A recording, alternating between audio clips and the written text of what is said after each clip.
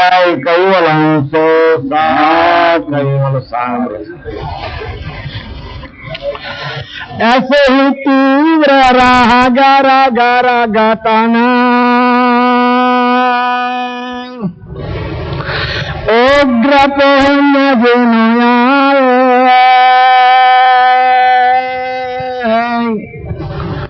कोटि अनंत तंत में यही तना तदपि प्रमाण पसारो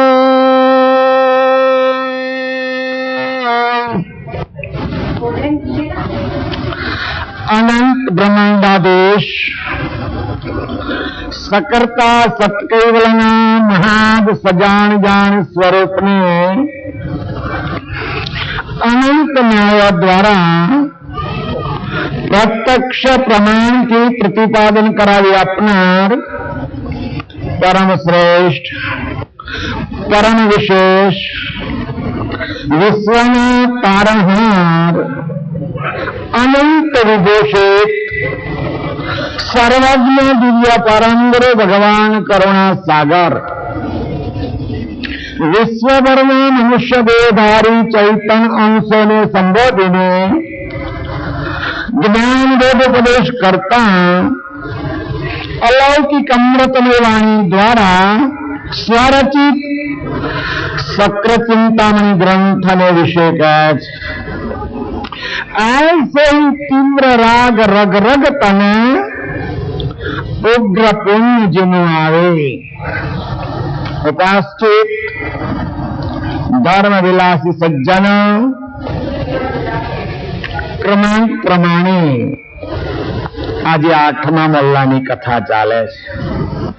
મલ્લાનું નામ તળાવ પડ્યું।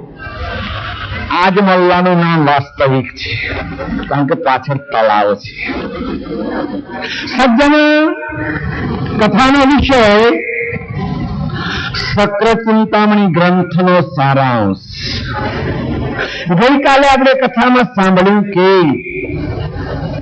જ્યારે કોઈ સ્થિત પગ્ન પ્રાજ્ઞલક્ષી ચૈતન્યદર્શી મહાપુરુષ દ્વારા આ અંશને પરમ કૃપાળુ ભગવાન કરુણા સાગરનો ભેટો થયો। દયાળુ ભગવાન કરુણા સાગરે એના ઉપર મહેર ધારણ કરી શરણાંગત છે। સજ્જનો દુનિયામાં અનેક પ્રકારના તાપમાંથી તપેલો જીવ જ્યારે સર્વજ્ઞના શરણમાં જાય ત્યારે ભગવાન કરુણા સાગર એની દ્રષ્ટિથી એના ઉપર અમૃત વરસાવે। જ્યારે સર્વજ્ઞની એની દ્રષ્ટિ આ જીવ ઉપર પડે એના અનેક તાપો આપોઆપ બુજાઈ જાય। દયાળુની દ્રષ્ટિમાં એટલી બધી વિશાળતા છે। જીવ સંસારના તમામ સુખ દુઃખને ભૂલી જાય। એને એમ થાય કે આજે મારે કંચન બનવું છે। હું કઈક જન્મના પુણ્યના પ્રતાપે સર્વજ્ઞનું શરણું મેળવી શક્યો છું। જ્યારે સર્વજ્ઞ એના ઉપર કૃપા કરે એટલે છૂટકો જ નથી। કોને? કરુણેશની સહાય કર્યા વગર છૂટકો જ નથી। અને કરુણેશ સહાય કરે એટલે નિજ ઘર કઈક જન્મથી ભૂલી ગયેલો છે આ જીવ વતન યા તો કૈવલ પદ સજા સજ એને અનુભવાય છે। સજા સજ એની ખબર એને પડે છે। જ્યારે એને સમજાયું કે મારા આટલા દાડા અનહૂત ગયા, અનહૂત મિથ્યામાં ગયા, મેં આટલા દાડા પાણીમાં બાચકા ભર્યા, જોઈ તો દોડાદોડ કરી, કઈ કષ્ટદાયી સાધનાઓ કરી, કઈ પ્રકારની તપસ્યા કરી, પણ શાશ્વત પદ તો મને હવે મળે છે। એનો મહિમા મને હવે જાણવા મળે છે। એનો જયારે એને ખ્યાલ આવે ત્યારે એની સુરતામાં ઉમંગ થાય છે। ઉમંગ ચૈતન્ય અંશની સુરતામાં ઉમંગ થાય છે કે હવે મારે એવો પતિ મને મળશે કે મારે કાયમ માટે અખંડ સૌભાગ્ય રહેશે। આજ સુધી લૌકિક અને અલૌકિક સંસારમાં અને દેવલોકમાં જે કોઈ પતિ ખોળી કાઢ્યા હતા એ અવધ કાળે વિલસી જવા વાળા હતા, આથમી જવા વાળા હતા. સજ્જનો, આ મૃત્યુલોકનો કાયદો માત્ર મરણનો કાયદો મૃત્યુલોક એકલામાં જ નથી બોલાવો. મરણનો કાયદો 14 લોક સુધી વ્યાપેલો છે. 14 લોક સુધી આ મરણ કોઈને છોડતો નથી.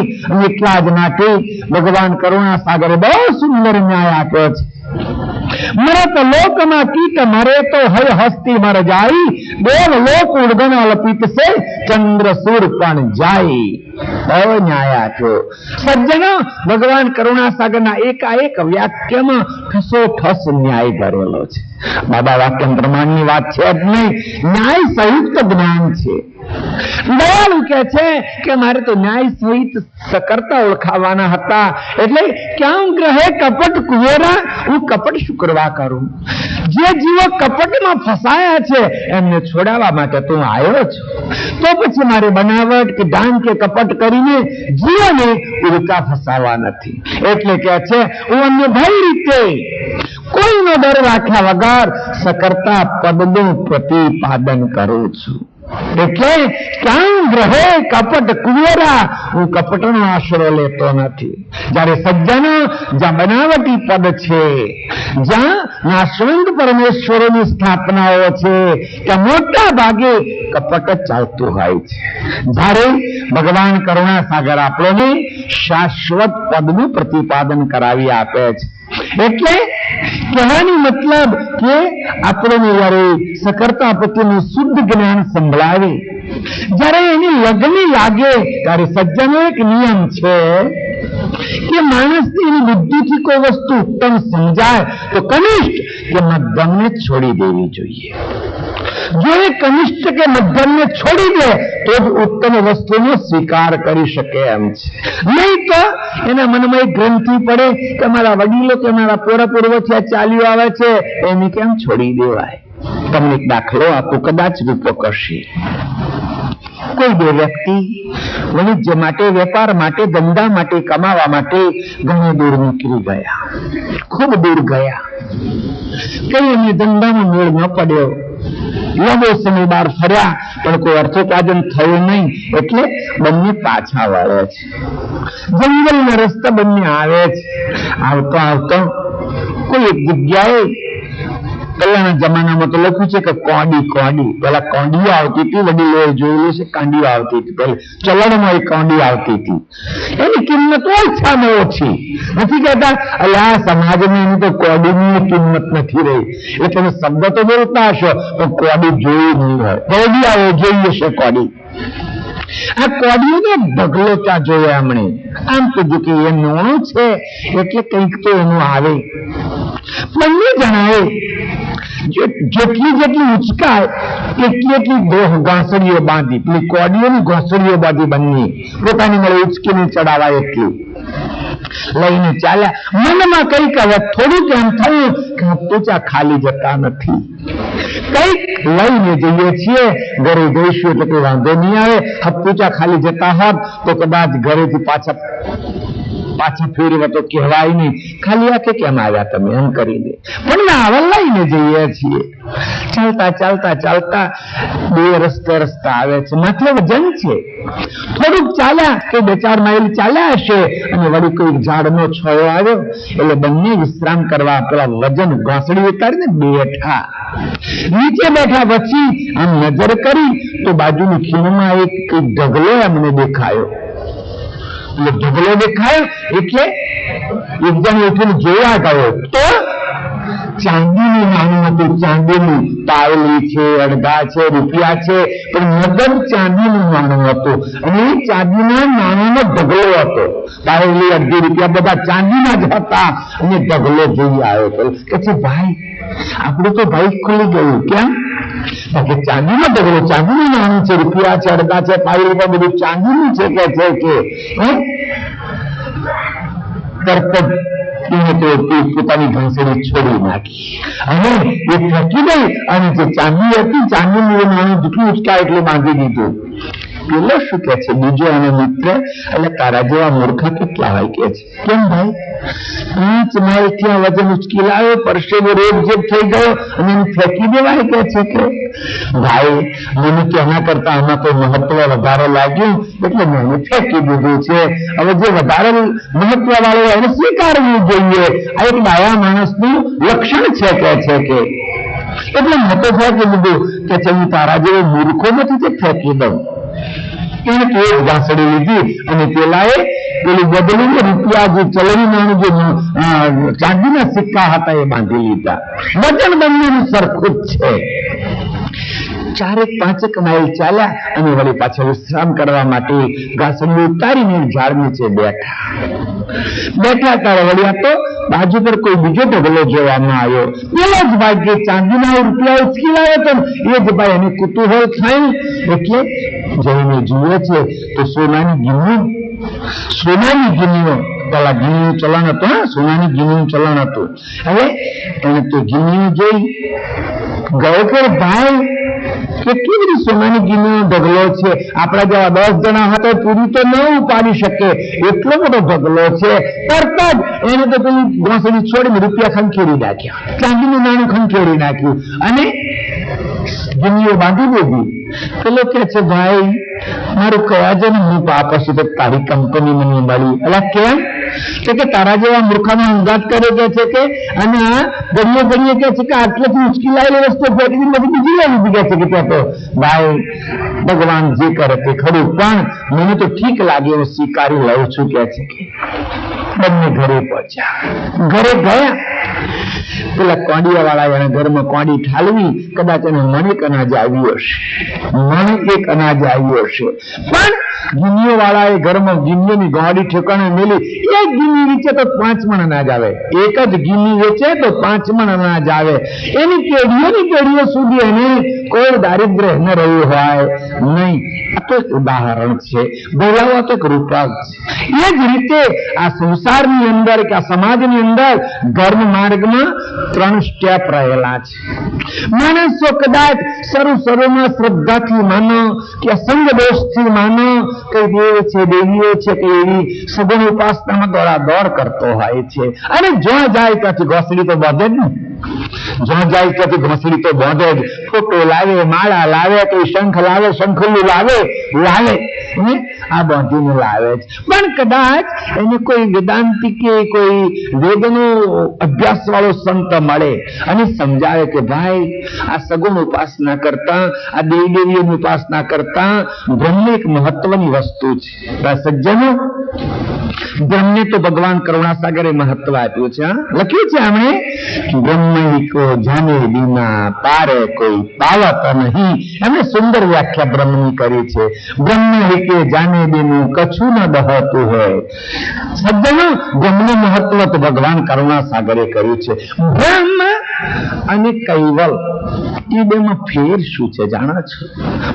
પ્રકાશ અને પ્રકાશક.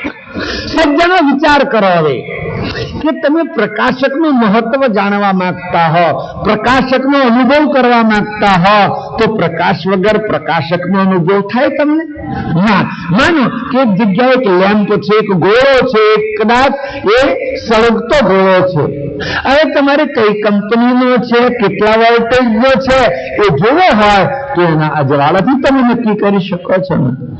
ગોળો સળગતો ન હોય, એનો પ્રકાશ ન હોય તો તમે કેવી રીતે નક્કી કરી શકો કે આ ગોળો કઈ કંપનીનો છે ને કેટલા વોલ્ટેજનો છે? કૈવલ્યની મહત્તા એના પ્રકાશથી જ, એના કૃતથી જ થઈ શકે છે. એટલે બ્રહ્મ જ્ઞાન સગુણ જ્ઞાન કરતા ઉત્તમ છે. પણ જે લોકો પેલા ભાવની ત્યાં કે મનોવૃત્તિ કઈ કુશલ રાખી એ શું વિચારે?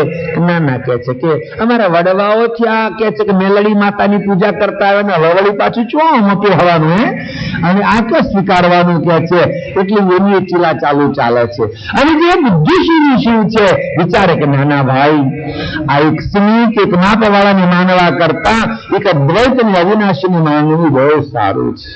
કદાચ એને માનતા હોય, એની ઉપાસના કરતા હોય, બ્રહ્મ સિદ્ધાંતને બરાબર ઠસોઠસ અનુસરતા હોય, પણ કોઈ કાયમપંથી સંત મળી જાય, કોઈ ભગવાન કરુણા સાગરનો ઉપાસક મળી જાય. અરે ભાઈ, તમે જે બ્રહ્મની ઉપાસના કરો છો, તમે જે બ્રહ્મને છેલ્લું પદ માનો છો, એ તો વિશ્વના નાથનો પ્રકાશ છે.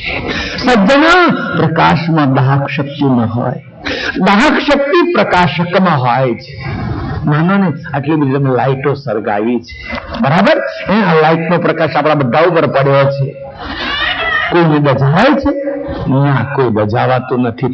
પણ જે પ્રકાશક દીવો સૂર્ય, એને તમે અડો તો તરત જ તમને એની ખબર પડે કે આ કંઈક છે એમ. એ જ રીતે દાહક શક્તિ પ્રકાશકમાં છે, પ્રકાશમાં નથી. સજ્જનો, સૂર્ય જો બ્રહ્માંડમાં વિદ્યમાન હોય, સૂર્ય બ્રહ્માંડમાં વિદ્યમાન હોય અને નીચે કદાચ કોઈ પાત્રમાં પાણી મૂકવામાં આવે તો એનું પ્રતિબિંબ તરત પડે છે. એની બીજી વાત, તમારા જ અનુભવની વાત કરું. થોડા દાડા પહેલા તમે બધા દ્રષ્ટિએ જોયું છે, આપણે ત્યાં એક સુંદર મહોત્સવ ગયો. ખરેખર મહાન તપસ્વી રઘુરામની કરુણાથી જ આ પ્રસંગને ઉજવી શક્યા છીએ. મહાપુરુષો એમ કહે છે કે જેટલા માથાના વાર જેટલા શત્રુ હોય, પણ જો કૃપા એ દાઢીવાળાની હોય તો શત્રુઓ કશું કરી શકવાના નથી, એ કશું કરી શકવાના નથી. અને એની કૃપાથી આ પ્રસંગ ઉજવાયો. મેં નીલકંઠભાઈને કહ્યું, મહારાજ, મારી ઈચ્છા એવી છે કે પેલા આપણે યજ્ઞની આજે ધૂની ચાલુ કરીએ અને પછી તમારા યજ્ઞ ચાલુ કરીએ. નીલકંઠભાઈ બહુ સરળ સ્વભાવનો કે મહારાજ શ્રી બરાબર છે, પણ મેં કહ્યું કે અમારે તો દેવતાથી આ ધૂની ચાલુ નથી કરવી. અમારી જૂની વૈદિક વિધિ કે જે કાષ્ટમંથનથી દેવતા અને એનાથી આ ધૂની ચાલુ કરવી છે. મને ખૂણામાં થોડીક તો શંકા કરી કે મારે વહેવા જોઈએ એટલું શક્ય નથી કે છે. પેલા મારી પાસે સાધન છે, પણ પેલા જલ્દી દેવતા પ્રગટ કરવા 8-8 કલાક નથી તો એ શક્ય નથી કે છે. તમને શ્રદ્ધા હોય તો રાખીએ, મૂકો તો મને નહીં. આ બાળ વર્ગ બધાની શ્રદ્ધા છે કે મારો રઘુરામ હાજરા હાજર છે, એવી બધાની શ્રદ્ધા છે. તો કે છે આપણે કરીએ. એટલે કે મહારાજ, 2 કામ કરીએ. શું 2 કામ? વિજ્ઞાન અને વૈદિક 2 પદ્ધતિ રાખીએ એટલે ફિયાસ્કો ન થાય. વિજ્ઞાન એટલે પેલા સૂક્ષ્મ દર્શન કાચથી અગ્નિ ઉતારવો, અને વૈદિક એટલે કષ્ટમંથનથી દેવતા પેદા કરવો. આ તમે બધાએ જોયેલું છે, આ તો ખાલી વાત કરો છો. પેલા વિજ્ઞાન પદ્ધતિથી તો સ્યાજમાં દેવતા ઉતરી ગયો તો કેમ આકાશમાં સૂર્ય હતો. અને કાચ ધરો, અહીંયા આપણા પ્રસંગ બનેલાની વાત કરો છું, એટલે બીજે રૂ ના સળગવા લાગ્યું. પણ મારી ઈચ્છા તો તે હતી કે વૈદિક પદ્ધતિથી અગ્નિ પેદા થાય તો બરાબર. પૂર્વકાળના ઋષિઓ જે રીતે પેદા કરતા હતા એ રીતે થાય તો બરાબર. પરિસ્થિતિ શું આવી જાણો છો? બેઠેલા તમારા જીવાભાઈઓ જોડે હતા. નીલકંઠભાઈએ પેલું ગોલેવાનું ઉચકવાનું મારા હાથમાં મૂક્યા. તમે શ્રદ્ધા છે તમારા છે, આ કરીએ. મેં વિચાર્યું કે ઇજ્જત તો નહીં જાય. કદાચ દેવતા પ્રગટ નહીં થાય તો સવાલ ઇજ્જત નો આવી રહેશે. અને ઠીક છે, શ્રદ્ધાળુ કરી તો બીજા લોકો તો પેપરમાં ન છપાવે તો સારું, તો હજી પકી જાય કામકાજ. મેં કહ્યું, એ રઘુરામ, હવે તો ઇજ્જત નો સવાલ તારા હાથમાં છે. આપણું મંથન શરૂ થયું, મને ઘણા બધા ત્યાં બેઠેલા હતા. 8 કલાક નહીં, માત્ર આજ 8 મિનિટમાં અગ્નિ પ્રગટ થયો. ખરેખર આ એક કુદરતી કે વૈદિક રીતનો ચમત્કાર નથી, પણ આ વિધિ છે. અને એ રીતે આપણે પછી આ અગ્નિથી ધૂની ચાલુ કરી 25 તારીખે 4, પછી 27 યજ્ઞ શરૂ કર્યો. કહેવાની મતલબ કે પેલા સૂર્યમાંથી અગ્નિ સૂક્ષ્મ દર્શન કાચ દ્વારા ઉતરી આવે છે. જો કદાચ સૂર્યનારાયણ આગળ વાદળ હોય તો જે પેલા વાદળથી ઘેરાયેલો પ્રકાશ છે એનાથી અગ્નિ અહીંયા ઉતરીને આવે નહીં. એટલે જે શક્તિ છે, તાકાત છે, કર્તવ્ય શક્તિ છે, એ સૂર્યનારાયણની છે, એ કર્તવ્ય શક્તિ બ્રહ્મની છે નહીં. એ જ રીતે પેલા વેદાંતિને સમજાવવામાં આવે. કદાચ સરળ સ્વભાવનો હોય તો સમજી જાય કે બહુ વર્ષો પહેલા તમને વાત કરું, લગભગ 30 વર્ષ પહેલાની આ વાત છે. મારું મુકામ ગોધરામાં એક મોદીની વાડી છે, એમાં હું પારાયણ કરવા ગયેલો સારસાથી. ત્યાં વળી કોઈ એક થોડુંક વેદાંત ભૂવન હતું ને, અમે એક વિદ્વાન વેદાંતી સંત આવેલા.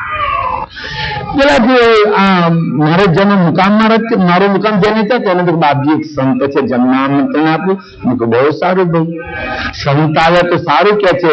એ વેદાંતી સંતને જન્મમાં તેડાવ્યા. ગોધરા મોદીની વાડીમાં બનેલા પ્રસંગની વાત કરું છું. સંત આવ્યા, સંત મળે સિદ્ધાંતની વાત કરે અને ગધોડા ભેગા થાય વાત કરે.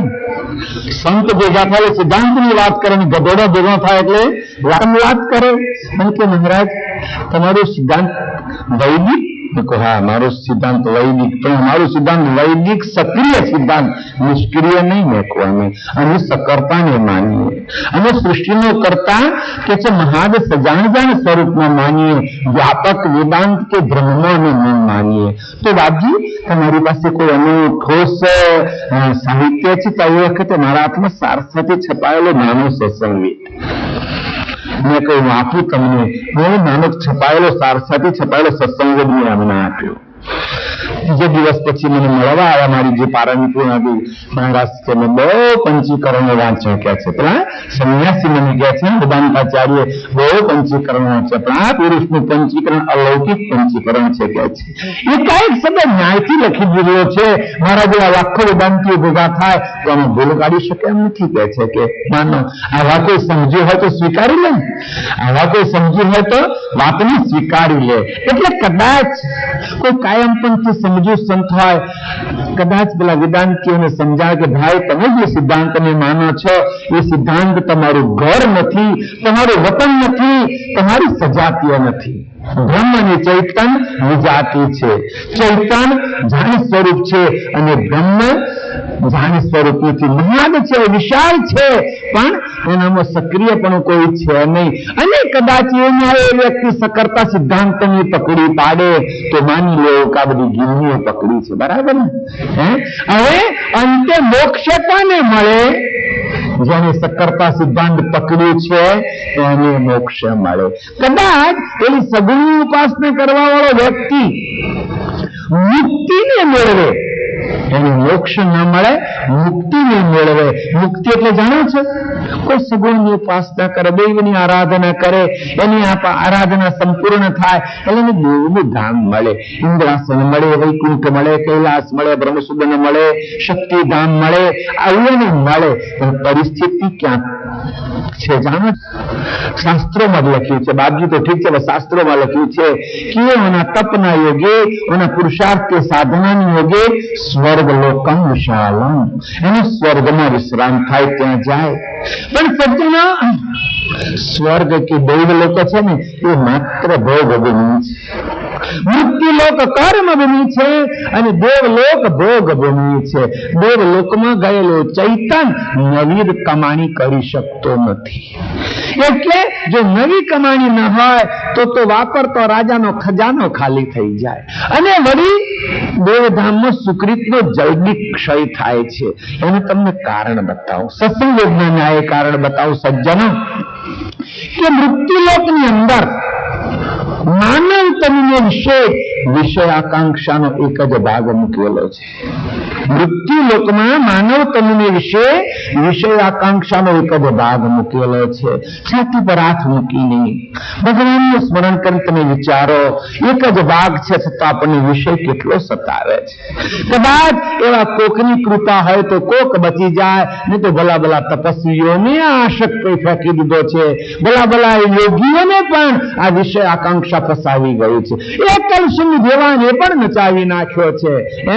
વળી પેલા ઋષિ જેવાને મેનકાએ ફસાવી નાખ્યો હતો. તો આ એક જ ભાગ જો આટલું જોર કરતો હોય તો દેવલોકમાં વિષય આકાંક્ષાના 9 ભાગ પોખેલા છે. ભગવાન કરુણાસાગરનો સત્સંગ વેદ કહે છે દેવલોકની અંદર વિષય આકાંક્ષાના 9 ભાગ પોખેલા છે. ભગવાન એક ભાગ આટલો સતાવે. તમને એક નાનકડો દાખલો આપો. તમે સાંભળ્યું કે જોયું હશે, પાંડુ રાજા દૈવ શ્રાપિત હતા. પાંડુ રાજા દેવ દિવાંગના શ્રાપિત હતા કે તું જયારે સ્ત્રી સુખ ભોગવીશ એ જ નિમિત્તે મરી જઈશ. એવો દેવ દિવાંગનાનો શ્રાપ પાંડુ રાજાનો હતો. અને કદાચ એ પ્રસંગ ન ઉભો થાય એટલા માટે પાંડુ રાજા પોતાની બંને રાણી કુંતા અને માદ્રી બંને લઈ અને તીર્થધામ તીર્થયાત્રા કરતા હતા. ફરતા ફરતા ફરતા ફરતા કદાચ આ કુંડળી કોઈને છોડતી નથી. એક જગ્યાએ આ મહારાજા ધ્યાનસ્થ બેઠેલા છે. કુંતાજી પોતાની ઝૂંપડીમાં છે જંગલની અંદર અને માદરી સ્નાન કરે છે. મહારાજાની નજર પેલી માદરી સ્નાન કરે એના ઉપર શરીર ઉપર પડી. કઈ ત્રીજી તો કોઈ વ્યક્તિ નથી એટલે મહારાજા પાંડુની નજર માદરીના શરીર ઉપર પડી. શરીર ઉપર પડી એટલે ધીરે ધીરે શરીરમાં આશક જાગવા માંડ્યો. પેલો જે વિષયાકાંક્ષાનો યોગ ભાગ છે ને એનું બળ પકડવા માંડ્યું. અને બળ પકડતા પકડતા મહારાજા ભૂલી ગયા કે મને શું શ્રાપ છે. એ ત્યાં સુધી પહોંચી ગયા કે માદ્રીની સાથે દોડી ગયા અને તરત જ એવા પ્રસંગમાં ત્યાં ખલાસ થઈ ગયા. વિચાર કરો કે જેને ખ્યાલ છે કે આ ક્રિયા મારું મરણનું કારણ છે, છતાં સમયા એવી ક્રિયા ખારી શક્યા નહીં. એ ક્રિયા ખારી શક્યા નહીં. આજે સવારે મને પ્રસંગ યાદ આવ્યો હતો. આજે સવારે જો કહેવા જેવો નથી પણ કહી નાખો. જયારે પારાસુર ઓડીમાં બેસીને નદી પાર કરે છે, ઓડી ચલાવે છે મચ્છગંધા, માછલી છોકરી ઓડી ચલાવે છે, એના શરીરમાંથી માછલાના જેવી ગંધ નીકળે છે. પારાસુર ઓડીમાં બેઠા છે, સાંજનો સમય છે, ઓડીમાં ત્રીજો કોઈ પેસેન્જર નથી, ઓડી ચલાવનાર મચ્છગંધા છે અને મુસાફર તરીકે પારાસુર છે. એ પારાસુર કોના છોકરા તમે જાણો છો? પારાસુર સુપતના છોકરા હતા. સુપત ઋષિની વાત સાંભળી છે? ભંગી કુળમાં સુપત થયા અને સુપતના છોકરા જ પારાસુર થાય. એ પારાસુરની દેહ છે. આ બંનેને એકાંતનો મોકો મળ્યો એટલે પારાસુર જેવા ઋષિ પણ પેલી આકાંક્ષાને આધીન થયા ગયેલા અને એની પાસે માગણી કરી. તરત જ આ છોકરી કહે છે, મહારાજા દિવસ છે, આજુબાજુ કિનારા છે નદીના, કોઈ દેખે તો આ ઇજ્જતનો સવાલ છે. દિવસે આ ક્રિયા માટે અપવાદ લખ્યો છે, શાસ્ત્રોમાં બહુ અપરાધ લખ્યો છે. દિવસે આ ક્રિયા સંસારિક ક્રિયા માટે શાસ્ત્રોમાં બહુ અપરાધ લખ્યો છે, બહુ પાપ લખ્યું છે, એટલે તમે આ માગણી ન કરશો. એવું લખ્યું છે કે પારાસુરે પોતાની યોગ શક્તિ વડે એવું ડુમ્મર વસાયું. હવે ડુમ્મર પડી તો મને થયું કે હું પેદા કરેલો છે વખત. એટલે ઘનઘોર અંધારું થઈ ગયું. ઓડીમાં કોણ છે બીજો ન બેસી શકે એવું ડુમ્મર વરસાવી ને પણ તમે એમની જ આકાંક્ષાને સંતોષ. કહેવાનો ધ્યેય યોગી એટલો બળવાન હતો કે જેને આવી એક અંધારું કે ધુમ્મસની પેદા કરી શક્યો, પણ એ યોગી પેલા કામ વાસનાને રોકી શક્યો નહીં. કહેવાનો મારો ધ્યેય એ છે કે વિષય આકાંક્ષાનું આટલું બધું પરિબળ છે સજ્જનો, અને એક જ આકાંક્ષા આટલી આપણને સતાવે છે. તો દેવતનના ત્યાં તો 9 આકાંક્ષાઓ છે. ભગવાન કરુણા સાગરે બહુ ખુલાસાવાર લખ્યું છે. દેવની કોઈ ઇન્દ્રિય કદાચ ક્યારેય નીચાતી નથી. બહુ સારાંશ સમજી લેવાનો તમારે. દેવની કોઈ ઇન્દ્રિય ક્યારેય નીચાતી નથી. આવો ઉલ્લેખ સત્સંગમાં ખુલ્લો કર્યો છે. દેવને ગમે તેટલો વિલાસ ભોગવવા મળે, ગમે તેટલો વૈભવ ભોગવવા મળે, પણ દેવને કદી સંતોષ થતો નથી. આવા દૈવ ધામમાં જે જીવ ગયો હોય એને ગમે એટલું સુકૃત હોય, જલ્દી ક્ષીણ થઈ જાય અને જયારે પૂરું થઈ જાય એટલે શાસ્ત્ર જ કહે છે ક્ષીણે પુણ્ય મરત લોકે વસંતી. પૂરું થઈ જાય એટલે કહે છે કે પાછું એને ક્યાં આવવાનું? મૃત્યુલોકમાં જ પાછા આવવાનું. ત્યાં રહેવા દે નહીં. 5 સ્ટાર હોટલમાં ઉતરો ક્યાં સુધી તમને રહેવા મળે ભાઈ? ખિસ્સામાં બંડલ હોય ત્યાં સુધી. ખિસ્સું ખાલી થાય એટલે વેટર જ કહે છે શેઠ હવે ગો એટલે પેલી રખડે નહીં, જાઓ કે ના કે. એવી જ રીતે ઉપર સુકૃત હોય ત્યાં સુધી જ રહેવા મળે છે. સુકૃત પૂરું થાય એટલે ક્ષણવાર ઉપર રહેવા નથી મળતું. અને શું કહે છે જાણો છો? મુક્તિ કહે છે. જયારે જીવને મુક્તિ મળે છે અને પાછો નીચે આવે એટલે બંધનમાં ફસાઈ જાય છે. જો મુક્તિ છે તો બંધન છે. એટલે દયાળુ કહે છે કોઈક સગુણ ઉપાસના કરતા હોય તો આ રીતે એનું લાંબુ સુખ નથી. કદાચ કોઈ વેદાંતિ હોય, જો કે વાત ઉત્તમ તો છે પણ શક્ય નથી. પુરાણોની અંદર, શાસ્ત્રોની અંદર 5 મુક્તિની વાત લખી છે. ચતુર્થા મુક્તિ સગુણ કહેવામાં આવે, કોઈ દેવ પ્રાપ્ત થઈને ચતુર્થા મુક્તિ મનાય છે. અને 5મી મુક્તિને કૈવલ્ય મુક્તિ કહેવામાં આવે છે. કૈવલ્ય મુક્તિ, કૈવલ્ય મુક્તિ એટલે કૈવલ્ય પદને શબ્દ શોભાય. કૈવલ્ય આખો ઉપનિષદ છે. ઉપનિષદ આખો કેવલ ઉપનિષદ છે આખો. એટલે અરે આ જે કૈવલ પદની વાત છે એ કોઈ નવી નથી. સિદ્ધાંત એ લોકોનું બ્રહ્મ છે, બાકીનો સિદ્ધાંત કૈવલ છે. નહીં તો કે છે રામાયણમાં કૈવલ્ય મુક્તિની વાત આવે છે. રામાયણના તુલસીકત રામાયણના ઉત્તરકાંડમાં કૈવલ્ય મુક્તિની વાત આવે છે. વળી કૈવલ્ય આખો ઉપનિષદ છે. ગીતામાં કૈવલ્ય મુક્તિની વાત આવે છે. પણ એ કૈવલ પદને જરા ધ્યાન રાખજો, એ બ્રહ્મની વાત છે. પણ બાપજી ભગવાન કરુણા સાગર એક અપવાદ કરે છે. શું કે ભાઈ આ જીવ બ્રહ્મમાં તો કદી ભળી શકે જ નહીં, તો પછી કૈવલ્ય મુક્તિ મળવાનું પ્રમાણ શું? બ્રહ્મ અને ચૈતન્ય એવી જાતિ છે, એટલે બ્રહ્મ ચૈતન્ય ભલે નહીં. પણ આજે સગુણ કે જ્યાં કીચડ આખું કર્મકાંડનું કીચડ, એના કરતા વેદાંતનું જ્ઞાન ઉત્તમ ખરું. કેમ? એક જ અદ્વૈતની માન્યતા છે, કોઈ આકારની માન્યતા નહીં, કોઈ મૂર્તિની માન્યતા નહીં, કોઈ કર્મકાંડની લાંબી જોડી કથા નહીં. એટલે અદ્વૈત વેદાંતનું સિદ્ધાંત ઉત્તમ તો ખરું, પણ એના કરતા સજાતીય જે આપણો કૈવલ કરતા છે, જે આ પ્રાણદાતા છે, જેને સૃષ્ટિ સર્જી છે, બ્રહ્મ જેનો પ્રકાશ છે, એ પ્રકાશ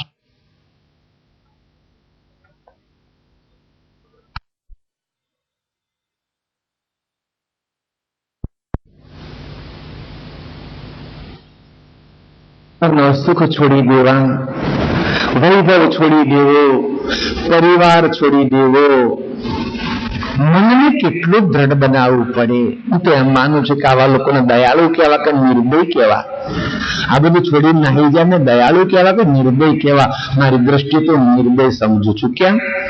આવા જયારે ઘર સંસારનો ત્યાગ કરતા હશે ત્યારે એમના મા બાપ કલ્પાંત નહીં કરતા હોય.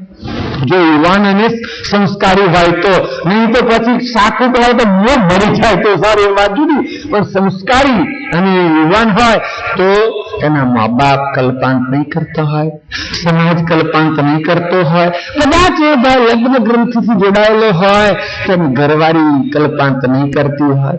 પણ એને જો સાચી લગ્ન લાગેલું હોય તો કદાચ કોઈ સામાજિક કારણે થઈ જાય તો વાત જુદી છે ભાઈ, પણ સાચી લગ્ન લાગેલું હોય તો એ કોઈની પરવા ન કરે. આપણી પાસે બહુ જૂનો બહુ પુરાણો દાખલો છે ભેલાઓ. નિરંજન જયારે વૈરાગ જાગ્યો એ વખતે વેદ નહોતા, એ વખતે શાસ્ત્રો નહોતા, કોઈ ગુરુ નહોતો, કોઈ ઉપદેશક નહોતું. નિરંજન જયારે વૈરાગ જાગ્યો ત્યારે શક્તિએ કેટલું કલ્પાંત કરેલું. પણ 6 બાળકો એટલા બધા રુદન કરેલું. અરે ભગવાન કરુણા સાગર એમ લખ્યું છે કે આ વિશ્વની અંદર જે વિકાસ થવાનો અંકુર હતો એ રડ્યો હતો. શક્તિ રડી, એની સાથે સાથે આ બધાને રડ્યા. અને કેવી રીતે રડ્યા, આ રુદન કેમ આવ્યું, એનો સુંદર દાખલો આપ્યો છે. એક સુંદર વિશાળ ઘટાટોપ પલ્લવિત વૃક્ષ હોય, વિશાળ વૃક્ષ છે અને ઘટાટોપ વૃક્ષ છે, એની એકાએક ઉપર 2 લીલી અને લીલુંછમા વૃક્ષ છે. સજ્જનો, કદાચ એ વૃક્ષના ધોળી મૂળમાં, મુખ્ય મૂળમાં પેલો કીડો પડે તો આખું વૃક્ષ કુરમાઈ જાય ને, આખું વૃક્ષ ધીરે ધીરે સુકાવા લાગે. એ રીતે જે આખી દુનિયાને નયન કટાક્ષથી નચાવે એવી શક્તિ જ્યાં રુદન શરૂ કર્યું તો પછી આખું બ્રહ્માંડ રડે, એમાં કોઈ અશક્ય નથી. રડે જ. આખા બ્રહ્માંડને નયન કટાક્ષથી નચાવનાર શક્તિ જો રડે તો બાળકો રડે અને બ્રહ્માંડ આખું રડે. છતાં નિરંજન પુરુષ નિશ્ચય કરે છે કે કદી પાછા જવું નથી અને ન જ પાછા આવ્યા. એને કેટલો ઉત્તમ પ્રકારનો વૈરાગ કહેવાય. શું કદાચ બેને ઘરમાં ઝઘડો થયો હશે ભાઈ? નિરંજન ઘરવાળીને ઝઘડો થયો હશે? ના, વગર ઝઘડા વૈરાગ ચડ્યો તો તમારે તો ઘરમાં અવારનવાર ઝઘડો થતો જ હશે. તો વૈરાગ નહીં આવતો? ઘરમાં ઝઘડો થયો તો વૈરાગ નહીં આવતો? એમને તો ઝઘડો નતો થયો તો વૈરાગ આવ્યો કે છે. ચાલ્યા ગયા 6 બાળકોને અને શક્તિની છોડીને ચાલ્યા ગયા. એમ કહેવાય છે કે મૂળ નામની ભૂમિકામાં જઈને આસન દ્રઢ કરી દીધું. સજ્જન એની પાછળ થોડોક કોઈ ગુરુગમનો સંકેત રહ્યો હશે. મૂળ નામની ભૂમિકા એટલે આ ચતુર્ગ્રહની પર જે ભૂમિકા છે, જેને સહેલાણી મકાન કહેવામાં આવે છે, જેને પરમ કારણ બે આકાશ તત્વ નચિત અંતસ્કરણ અને તટસ્થની ભેદ સંધિકા કહેવામાં આવે છે, ત્યાં સુરતાને સ્થિર કરીને એમને આસન મારી દીધું હશે. નહીં તો એક જગ્યાએ છોડીને બીજી જગ્યાએ કદાચ જાય તો શું ઘરવાળી છોડે? તમે કાલે જ એમ કરો કે સવારે વહેલા ખીલી લઈ અને નીકળો કહેજો ધનિયાણીને હું સારસા ચાલે જાઉં છું, સાધુ થઈ જવાનો છું. શું છોડે તમને? બીજા દાડે તો શું એની દાડે પાછળ આવે. એટલે કોઈ જગ્યાની બદલેલી નિરંજને પણ એ ભૂમિકામાં સ્થિર થઈ ગયેલા, એટલે કદી વૃત્તિ અમને નીચે ઉતારેલી નહીં. એવા જ નિરંજન પુરુષનો વૈરાગ સર્વોત્તમ વૈરાગ કહેવાય છે સજ્જનો. કારણ કે આટલી બધી આ માયા અને આવી આજે મન કટાક્ષ દુનિયાને નચાવે એ શાની શક્તિને છોડી દેવી એ કે શરી વાત છે. સજ્જન એટલા માટે બાપજી કહે છે કે એસે તીવ્ર રાગ રક્તને ઉગ્ર પિંજનું આવે જનું. કઈ જન્મનું પૂન હોય એને જ આવો વૈરાગ આવે. તમને ખબર હતી કે મંગળમાં ચોપડે છે ને, શીખ સહસ્ત્ર જન્મની હોય હરિ તેમાં ગતિ તેની પ્રગતિ દેહ વૈરાગ આવે શુદ્ધ ગુરુ ગતિ. બાપજી મંગળમાં લખ્યું એક નહીં, બે નહીં, 5, 25 નહીં, હજારો જન્મની શિખામણ હોય, હજારો જન્મના સંસ્કાર હોય, હજારો જન્મનું સુકૃત ભેગું થયેલું હોય, ત્યારે જ એને કહે છે કે ગુરુગમ આવે. ગુરુગમ બાપજીની શુદ્ધ ગમ જે વૈરાગ વાળી છે એ એને આવે. અને ગુરુગમ અંદર પકડાય એટલે કે છે તેની પ્રગતિ રેહ વૈરાગ. આપણા અંગનું નામ જ રેહ વૈરાગ દેખાવાનો અંગ છે. એને પ્રગતિ રેહ વૈરાગ આવે શુદ્ધ ગુરુગતિ. એનામાં શુદ્ધ ગુરુગતિ આવે. પ્રકૃતિ જેની નહીં, માયામાં બીજાયેલી નહીં, માયાને તો ફેંકી દે છે. કેવી રીતે? કારણ કે સજ્જનો માયાના બે પ્રકાર છે. માયાના બે પ્રકાર છે, એકંગી માયા અને દ્વિઅંગી માયા. ભગવાન કરુણાસાગરે શિક્ષાપત્રીમાં વિગતવાર વાત લખી છે કે દ્વિઅંગી માયા ને એકંગી માયા. એકંગી માયા છોડવી બહુ સહેલી છે, પણ દ્વિઅંગી માયા છોડવી અઘરી છે. એકંગી માયા કઈ? ઘર, જમીન, પૈસા, જેને એકંગી માયા કહેવામાં આવે છે. અને એકંગી માયા કેમ કહેવાય જાણો છો? તમે એને મારી માનો છો, એ તમને મારા માલિક છે એવું માનતા નથી. ઘર કે થોડું માને કે અમારો માલિક છે, પૈસા કે થોડા માને કે અમારો માલિક છે, જમીન કે થોડી માને કે અમારો ધણી છે. આપણે એને કે મારી જમીન, મારા પૈસા, મારું ઘર, એટલે આપણે એને માનીએ. એટલે એને એકંગી માયા કહેવાય છે. એકંગી માયા સહેલી જરા છોડવી સહેલી છે, પણ દ્વિઅંગી માયા છોડવી તો અઘરી છે. કેમ? કદાચ પુરુષ વૈરાગ ધારણ કરવાની વાત કરતો હોય, ભક્તિ કરવાની વાત કરતો હોય તો બેન ના કે, અને બેનની ભાવના હોય તો પુરુષ ન કરવા દે. આપણી પાસે દાખલા છે ને, મીરાબાઈને ભક્તિ કરવી હતી ત્યારે રાણાનો વિરોધ હતો, અને નરસિંહ મહેતાને ભક્તિ કરવી હતી ત્યારે મોહની એની ઘરવાળીની ધનિયાણીનો વિરોધ હતો. બરાબર ને? એટલે બેંગી માયામાં તો કદાચ આ ઉમરાના લોકો ભાગ્યશાળી છે કે ભક્તિ કરવા માટે ધણી ધનિયાની નાના બધાને સુંદર ભાવ છે. અમારા ચરોતરમાં આવું ના મળે. સોનગઢી પથરા તો ભક્તિ કરવામાં સમજતા જ નથી. બેનો કરે છે હજુ, પણ જ્યાં સોનગઢી છે કોઈ ભક્તિ કરવામાં સમજતા જ નથી કે છે. જયારે ઉમરા તો બહુ સરસ ગામ કે બધાને રઘુરામ પ્રત્યે શ્રદ્ધા, ભક્તિ પ્રત્યે શ્રદ્ધા, અને એ જ રીતની જો આપણી બીજી સાઈડ સુધરી જાય તો એમ માનું કોઈ મરામત કઈ વલદમ આવી જાય, ઉપર જવું ના પડે. એટલે કહેવાની મતલબ કે દ્વિઅંગી માયા એ આપણે છોડવી અઘરી છે. તેમ છતાં કાલની કથામાં આવ્યું હતું કે પેલા વૈરાગીએ બધાને કહે છે છોડી દઈ અને સકરતા માટે એક અંગી વૃત્તિ બનાવી દીધી, એક નિષ્ઠા બનાવી દીધી, અને એના અંતરમાં રોમાં વૈરાગ જાગ્રત થયો. દયાળુ કહે છે, એટલે કહે છે ઉગ્ર પુનજન્મ આવે કોટી અનંત તંતને યહી તને કદપી પ્રમાણ પસાવે. બાપજી કહે છે આ દુનિયામાં કેટલા ઘાટો જન્મતા હશે. માણસની જ વાત છે, બીજા પ્રાણીઓની વાત નથી. હજારો માનવના ઘાટ હશે, કરોડોના અબજો ઘાટ હશે. માનવ યોનિમાં અબજો ઘાટ હશે. હું તો એમ માનું છું કદાચ હજુ આ લોકો પૂરી ગણતરી નહીં કરી શક્યા હોય. માણસ દુનિયાના કેટલા છે પૂરી ગણતરી હજુ આ રાજકારણીઓ નહીં કરી શક્યા હોય. કેમ? શું નાગાલેન્ડના જંગલમાં ગણવા ગયા છે? નાગાલેન્ડના જંગલમાં બધા અત્યારે ગણવા જતા હશે. આ લોકો જે વસ્તી ગણતરી વાળા જાય તે ખાઈ જાય એવા જંગલી લોકો છે નાગાલેન્ડમાં. ભારતની જ વાત છે, હા, પરદેશની વાત નથી, ભારતની જ વાત છે કે એવા જંગલી લોકો છે કે ઝાડ નીચે ટોળું બેસી રહે છે. એક વખત ઇમ્ફાલ ગયો તો ઇમ્ફાલ બધા 50 સંતો સાથે 10 દિવસ ઇમ્ફાલ રહ્યા હતા. ઇમ્ફાલ એટલે મણિપુર, જેમ તરિયારાજ કહેવાય છે ને, તરિયારાજ સ્ત્રીરાજ કહેવાય છે ને, એ મણિપુર ઇમ્ફાલ સિદ્ધ બ્રહ્મદેશ અને ઇન્ડિયાના બોર્ડર ઉપર જ છે. હવે જંગલમાં રસ્તામાં નાગાલેન્ડને પસાર કરવું પડે. આગલા દિવસે બુકિંગ કરાવવું પડે. બીજા દિવસે એક બસની પાછળ 2 પોલીસની ગાડી અને એની સાથે 2 ખાલી ટ્રોલી લેવાની. કદાચ બસ બગડી તે જ ઉમ્મીદ પેલા પેસેન્જર ટ્રોલીમાં ઉપાડી લેવાના. કદાચ પેસેન્જર તો રહી જાય તો આ લોકો ખાઈ જાય. આ લોકો જે જંગલી લોકો ખાઈ જાય એવી જગ્યાએ કદાચ ગણવા જતા હશે. આફ્રિકાના જંગલોમાં ગણવા ગયા હશે, પણ ત્યાં છતાં ગણતરી કરી લીધી તો હજારો કે અબજો માણસો છે. એ બધા માણસોની અંદર આવો વૈરાગ જેને પ્રગટ થાય. બાપજી કે છે કે કોટી અનંત પંતમે વિહિતના તદપી પ્રમાણ પસાય. પ્રમાણયુક્ત શરીર છે એ જમીને બરાબર છે, એની જમીનને ધન્યવાદ છે કે એના રૂમમાં રોમમાં વૈરાગ ધારણ થયો અને એ જન્મીને લોકોને લાખોનું સુકાન બની જાય છે. ભાઈ, કલ્યાણ માટે, મોક્ષ માટે, પરમપદની પ્રાપ્તિ માટે આ એક જ દિશા બરાબર છે કે સર્વ સંસારને છોડીને જયારે ત્યારે જવાનું છે ને, તમારા બધાને બાવા નહીં થવાનું છે. એક દિવસ તો છૂટકો જ નથી. બાવો એટલે શું જાણો છો તમે? ફલાણો તો બાવો થઈ ગયો એટલે કઈ કશું ના હોય અને બાવો કહેવાય, બરાબર? એક દિવસ ત્યારે શ્વાસ તૂટી જશે તો તમારે ભાઈ શું રહેશે? ભાઈ બની જવાના ને બાવા. તો પછી નિરાશા ઘરમાં આ બધું રહેવા દો, છોડી નહીં ના જશો, પણ અંગથી યા તો વૃત્તિથી યા તો ચૈતનથી નિભંગ બની જાઓ. દુનિયાની ભલે રહી, ઘર ભલે રહ્યું, ઘરમાં તમે ભલે રહ્યા, તમારી નોકરી ભલે રહી, તમારો ધંધો ભલે રહ્યો, વૃત્તિમાં તો વૈરાગ લાવો ભાઈ.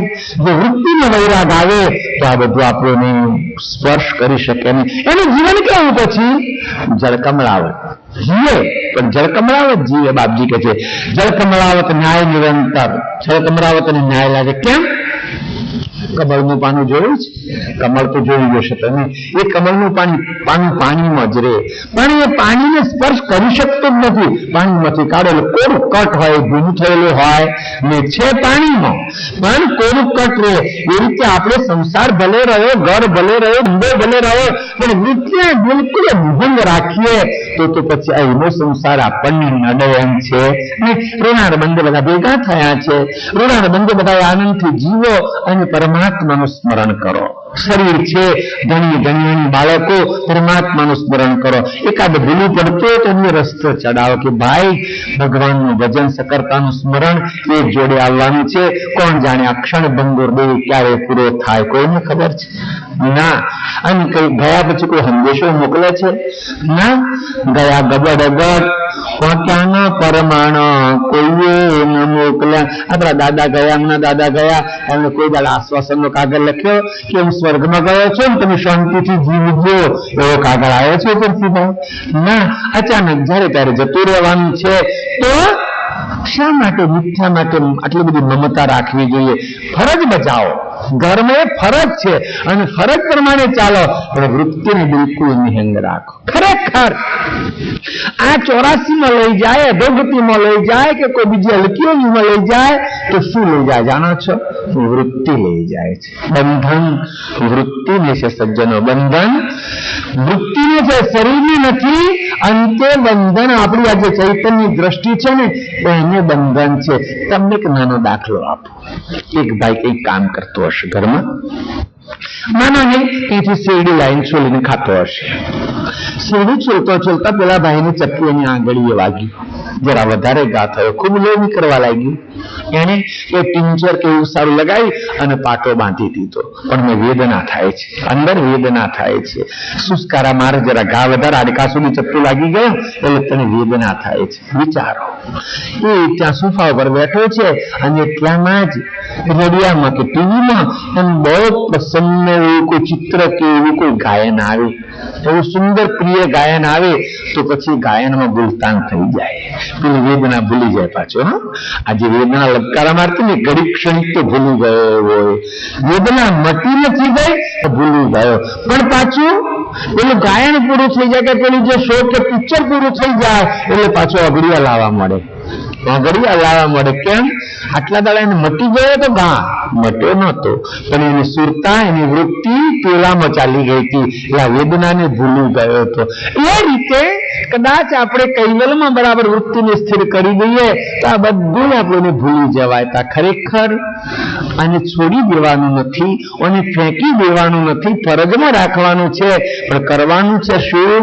એને વૃત્તિમાંથી ભૂલી જવાનું છે, અને જે ભૂલી ગયા છે ને યાદ કરવાનું છે.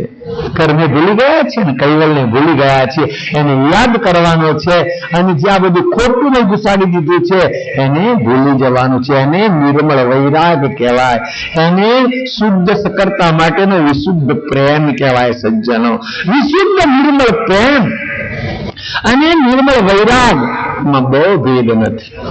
ખરેખર બંનેમાં શું છે જાણો છો? વિશુદ્ધ નિર્મળ પ્રેમ કોને કહેવાય? પ્રેમની અંદર સજ્જનો સંપૂર્ણ સમર્પિત ભાવ છે. પ્રેમમાં સંપૂર્ણ સમર્પિત ભાવ છે. તમે સામાજિક રીતે વિચારો, લૌકિક રીતે વિચારો, સંસારની દ્રષ્ટિએ વિચારો. જે લોકો એ દ્રષ્ટિમાં ફસાય છે, એકબીજાને સમર્પિત થઈ જાય છે, એ વખતે અમને કોઈ ખ્યાલ આવે કે અમારું કુળ કોણ, અમારું કુટુંબ કોણ, અમારું આ શું, તે જે લોકો એ રીતે જોડાઈ જાય છે એ લોકોને એકબીજાને સમર્પિત થઈ જાય છે ને. જોકે આ પ્રેમ કોઈ સાચો નથી, પણ સમર્પિત થઈ જાય છે. તો જે સાચો ધણી, સાચો નાથ, સાચો પ્રિયતમ છે એને સમર્પિત થવામાં આવે તો કેટલો આનંદ આવે, કેટલું સુખ મળે. એટલે પ્રેમ સમર્પિત બનાવવાનો છે, પ્રેમ સમર્પિત થવા માટે છે. અને જો પ્રેમમાં સમર્પિતપણું હોય તો વૈરાગમાં સમર્પિતપણું છે ને. વૈરાગ એટલે મિથ્યાને છોડી દેવું ને શાશ્વતને પકડી લેવું, એને વૈરાગ કહેવાય છે. સજ્જનો, આવો વૈરાગ કોને આવે? કે કરોડો જન્મનો જે પુણ્ય હોય, અનંત જન્મ જેનું સુકૃત હોય એને આવો વૈરાગ આવે. બાપજી કહે છે કે કોટી અનંત તંતમ એહિતના તદપી પ્રમાણ પસાવે. કરોડો શરીરમાં એને શરીરને પ્રમાણિત ગણવામાં આવે. કે છે અર કોઈ નાર તરણ તન કે પતા મિલેવી નહીં પરિવાર પુનઃ માત વિનુતા બહન કે જહુદિરો તલદાર. સજ્જનો, વૈરાગીની પરિસ્થિતિ કેવી હોય, એનો અંતર કેવું રુદન કરે, એના માટે બાપજીએ સુંદર દાખલો આપ્યો. જેથી આપણે કે અરુ કોઈ નાર તરણ તનકે પત, કોઈ જુવાન સ્ત્રી છે, લગ્ન થયેલું છે પણ યુવાન સ્ત્રી છે. આવું સંસારમાં ઘણી જગ્યાએ બનતું જ હોય છે. યુવાન સ્ત્રી છે અને એને કોઈ સંતાન નથી, યુવાન છે, અને એના ઋણારબંધ પૂરા થયા હોય કે ભાગ્યની રેખા હોય તો એનો ઘરવાળો, એનો પતિ, એનો ધણી ગુજરી ગયો. બાપજી લખ્યું છે અરુ કોઈ નાર તરણ તનકે પત નહીં પરિવારો, કોઈ બાળક નથી તો માતાને આધાર મળી જાય, પણ એવું કશું નથી. કે છે કે વળી આગળ શું થયું? બાપજીએ લખ્યું છે પુનઃ માત વિનુતાત બહુન કે જેવી રોત ઉદારો. વળી પિયરમાં એના મા બાપ નથી, એના પેલા વિદાય થઈ ગયેલા છે, એને શું આશરો, એને શું આધાર?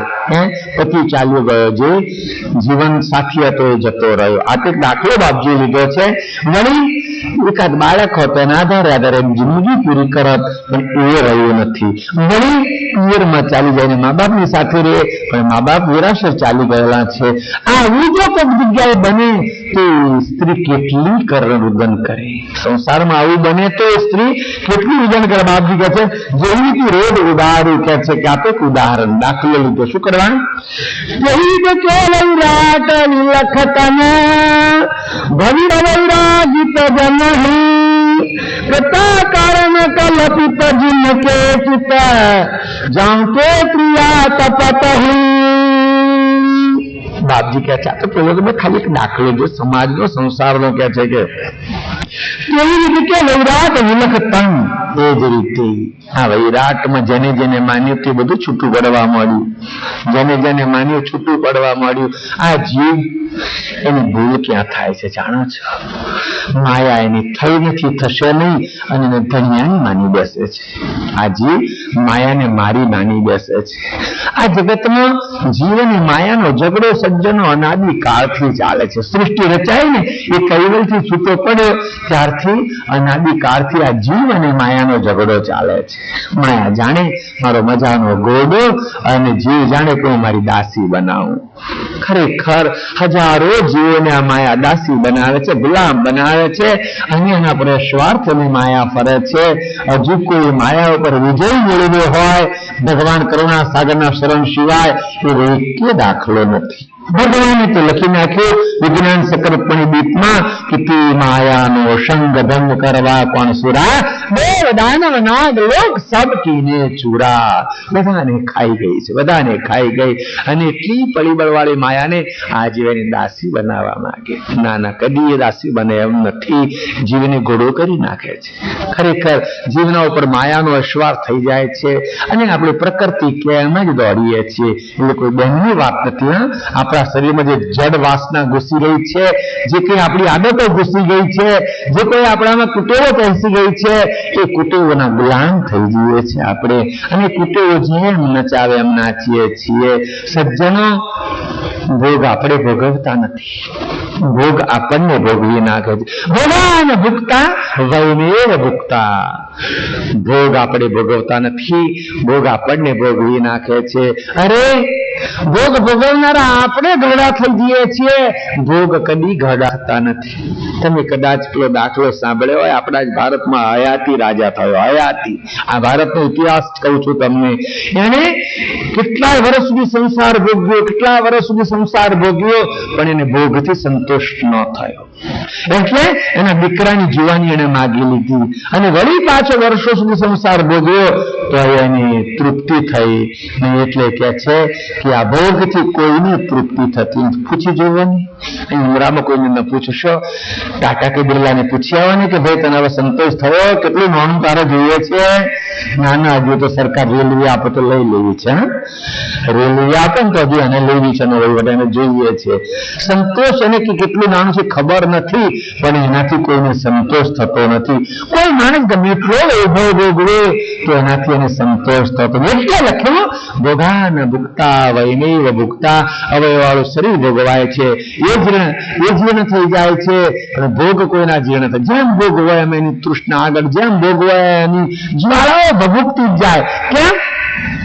ભોગ ભોગવીએ એટલે શું છે જાણો છો? એમાં આપણે અગ્નિમાં ઘી રેડીએ છીએ, અગ્નિમાં ઘી રેડીએ છીએ. એક જગ્યાએ અગ્નિ સળગે છે, તમે એમાં ઘડીએ ઘડીએ ઘી લાકડો આવું બળતર મૂક્યા કરો, અગ્નિ ઓલવાય ખરો? તમારે એને ઓલવવો છે તો શું કરવું પડે ભાઈ? ઘી લાકડો અગ્નિ રેડવાનું બંધ કરો. એટલે લખ્યું ભોગ ભોગવે ભગમાં વસે, ભોગ છોડે ભગ જાય. ભોગવે કોઈ દાડવાનો અંત આવે એમ નથી. પાછા વાળા બહુ જન્મ સંસાર ભોગવ્યો, બહુ જન્મે માયાને આ તે બધું પેટ ગોળ્યું છે અને જે પછીની બાકીની જિંદગી છે તે આ ગ્રસ્તાશ્રમ વટાયા પછી બાકીની જિંદગી છે તે મારે હરિસ્મરણમાં રોકી દેવી છે. મારે કોઈ સંસારની આસક્તિ હવે ભોગવવી નથી. શાસ્ત્રો જે પ્રમાણે સિદ્ધાંત નક્કી કર્યો કે ભાઈ 25 થી 50 તમે સંસાર ભોગવી લો અને 50 પછી વાનપ્રસ્થમાં ચાલ્યા જાઓ. અને કદાચ એ શાસ્ત્રોનું પાલન કરવામાં આવે તો આજે એકાએકના ઘરમાં કે છે સ્વર્ગ હોય. સ્વર્ગ કેમ? વાનપ્રસ્થ શાસ્ત્રમાં જો વડીલો ચાલ્યા જાય તો નીકળી ના જશે પાછા. કથા બાકી જતા દાદાજી વાનપ્રસ્થ આશ્રમ વડીલો ચાલ્યા જાય એટલે ઘરનો કારભાર છોડી દે અને બંને હરિસ્મરણ કરવા લાગી જાય. ઘણી ઘણી હરિસ્મરણ કરવા લાગી જાય અને જે દીકરોની વહુ છે એને વહીવટ સોંપી દે. અને એવું જો બધે થાય તો પછી આ ઘરોમાં ઝઘડા રે ખરા? ના. મૂળ વાત ક્યાં છે? વહુને વહીવટ જો દુહિત છોડવો નથી, એનો જ કકડાટ છે. ઘરમાં લાય લાગેલી તો અણી લાગેલી છે. શાસ્ત્રોએ વાનપ્રસ્થાશ્રમની વાત કરી અને એનું જો પાલન કરવામાં આવે તો આપણા ઘરમાં સ્વર્ગ થઈ જાય. આજે વાંધો આવે નહીં. એટલે ઘર છોડીને ચાલ્યા ના જશો, પણ જેટલો બોજો ઉપરથી ઉતરી જાય એટલે છોકરા સંભાળે. હા, મા બાપ તરીકે, વડીલ તરીકે, આપણે બધા તરીકે એમને સાચી દિશાનું સૂચન કરવાનું, પણ અતિશય કકડાટ કરવાની કોઈ જરૂર છે નહીં. કેમ? એમનું ભાગ્ય કામ કરતું હશે ને, જોડે જોડે એમનું ભાગ્ય કામ કરવાનું હશે. તમારી પાસે કરોડ રૂપિયા તમે છોકરાઓને આપો, એના ભાગ્યમાં ન હોય તો કઈ ખલાસ થઈ જશે. અને તમે કશું નહીં આપો અને એના ભાગ્યમાં હશે તો કઈક સંપત્તિ તો દોડતી આવશે. એટલે કહેવાનો ધ્યેય જેમ જેમ ઉંમર થતી જાય એમાં વિલાસ વૈભવ છોડીને આપણી પરમાત્માના સ્મરણમાં લાગી જવું જોઈએ. એટલે દયાળુ કે છે કે એવી વૈરાગ વિલગ તને ભવિત વૈરાગી તનવી. પેલા સંસારનું સુખ, વૈરાગનું સુખ, માયાનું સુખ પેલી બહેનનું છૂટી ગયું, પતિ છૂટી ગયો, પછી વળી બાળક છે નહીં, વળી પિયરમાં મા બાપ નથી અને એની કોઈ સંભાળનાર નથી, એવું કરવું રુદન કરે. એ જ રીતે આપણે જેની જેની સાથે પ્રીતિ બાંધીએ છીએ આ સંસારમાં, સંસારની વાત નથી કરતો, દેવો છે, દેવીઓ છે, જેની જેની સાથે પ્રીતિ બાંધીએ છીએ એ શું કાયમ જળવાઈ રહે? સજ્જનો ખરેખર તમે વિચારતા હો તો તમે દેવ સાથે પ્રીતિ બાંધો ને, દેવ તમારા ઉપર ખૂબ પ્રસન્ન થાય. દેવ સાથે પ્રીતિ બાંધો, જો શાસ્ત્રોના મતથી કહું છું, દેવ તમારી ઉપર પ્રસન્ન થાય. પણ તમે જો તમારી પ્રીતિ નિષ્કામ ભાવના વાળી હોય, દેવ સાથેની પ્રીતિ નિષ્કામ ભાવના વાળી હોય તો પછી દેવ તમને લાખો ગુનો લાવીને મૂકી દે. દેવ તમને, તમે એની ઉપાસના કરો છો છતાં દેવ લાખો વિઘ્નો લાવીને મૂકી દે. કેમ? તમારી નિષ્કામ ભક્તિ છે. એટલે પરિણામ શું આવે જાણો છો? કે પરિણામ એ આવે કે એની તખત ખાલી કરી અને તમારે તમને તખત મળે એટલે દેવ તમને સીધી ભક્તિ કરવા દે નહીં. જો આવું વિઘ્ન ભક્તિમય આવતું હોય તો એમને છોડી દેવામાં વાંધો શું છે? કૈવલ કરતા ઠાડી બાયસો કહત પોકારી આવી જાઓ. કૈવલ ધામ તમારા માટે છે. કૈવલ ધામના તમે વતની છો, આ તમારું ઘર છે. અહીંથી તમને કોઈ કાઢી મૂકે નહીં. અને એ રીતે બાપજી આપણું ઘર બતાવે. એટલે કે છે એવી વૈરાગ વિલખ તને ભવિત વૈરાગી જંગલી કૃપા કારણ કલ્પિત ઝુલકે ચિત જાણકે પ્રિયા તપતહી.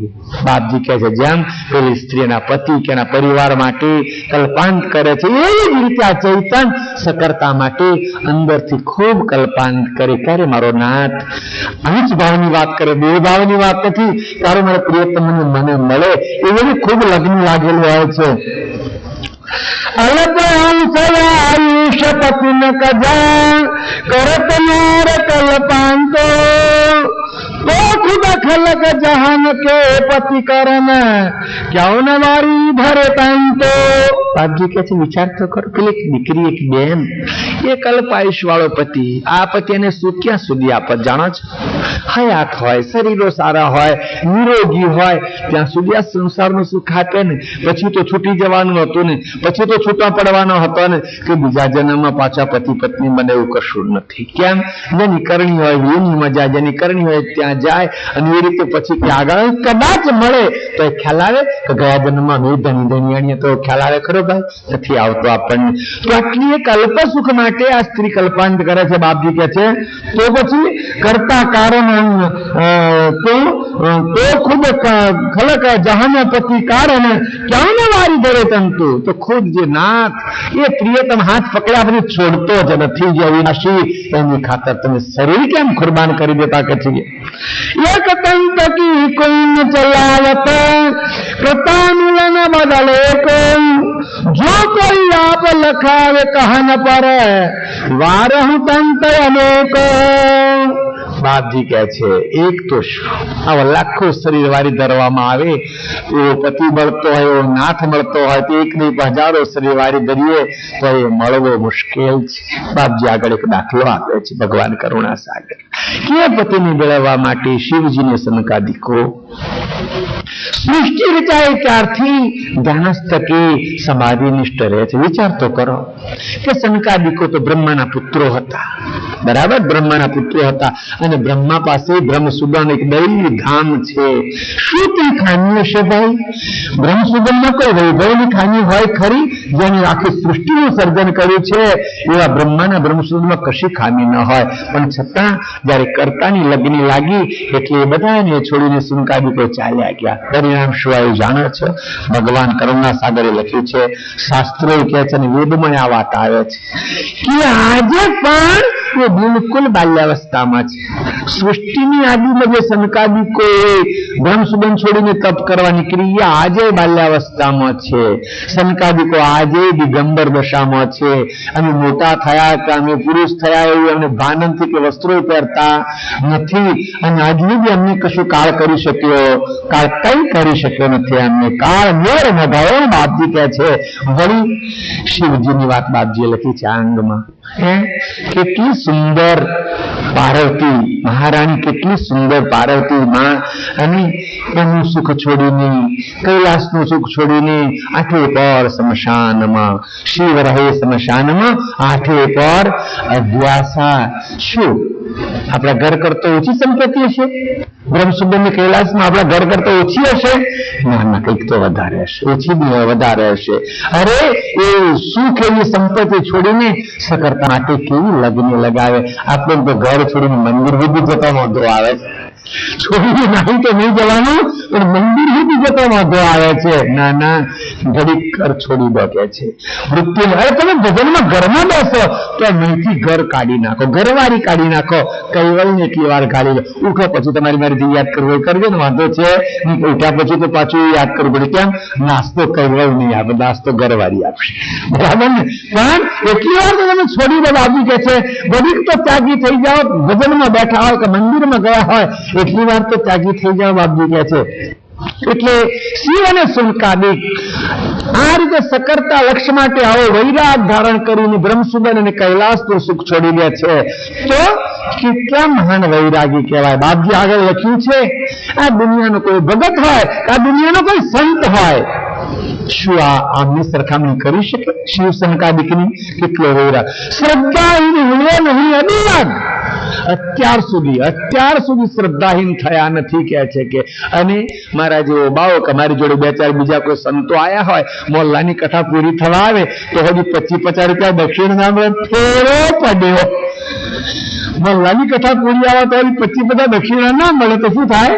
ફેરો પડ્યો. આ વખતે કશું ભેટ પૂજા મળી નહીં. ઉમરામાં તો ખિસ્સો ભરાઈ જાય. ઉમરા એટલે સંપ્રદાયનો દુબઈ છે. મારા અનુભવ પ્રમાણે કહું. પણ મારા ચરોતરમાં તો એ લોકો ખાખ બંધાળી જ રહેવા દે. થડમાં જે વળી જાય, બાકીના આજુબાજુ હોય ને એમને ખાખ બંધાળી તો શું હાથમાં આવવા દે નહીં. એટલે કહેવાની મતલબ કે જયારે માણસને અહીં કશું નથી મળતું તેના મનમાં આ ભાવ જાગે છે, પેલોને તો હજુ સકરતા મળ્યા નથી. કોને? શિવ સનકાદિકોને. પણ શ્રદ્ધા ડગી નથી. કઈ નહીં, સકરતા મળવું છે તારે મળશે, પણ માયાના કીચડથી તો બચા છીએ. અને એના ભજનનો આનંદ તો આવે છે, એના ભજનનો આનંદ આવે છે, આનંદમાં જ અમે મસ્ત રહીએ છીએ. એટલે એમને કાળ કશું કરી શકતો નથી. હવે વિચાર કરવાનો એ રહ્યો કે શિવજીને સનકાદિકોને આટલા બધા યુગ સુધી આટલો લાંબો સમય થયો તો સકરતા મળ્યા નથી ને એમની શ્રદ્ધા ડગી નથી. તો પછી આપણે હાથ ધોઈ નાખવાના કે આપણે કેટલી તપ કરીશું ત્યારે મળશે? ના ના, આપણા બહુ સરસ સરળ ઉપાય છે. સહેજા સહેજ આપણને કૈવલ્ય મળે એ વિષય આપણે આવતીકાલે કહીશું. શ્રીમદ કરુણાસાગ ભગવાન કી જય. आद्य सुकृता स्वराज करुणेश कैवल कर्ता की जय. विष्णु साई राज की जय. करुणा सागर भगवान की जय. नरवेश साई राज की जय. महान तपस्वी रघुराम राज की परमहंस सुकानंद राज की जय. विष्णुदास राज की जय. शांतिदास राज की जय. सुतदास राज की जय.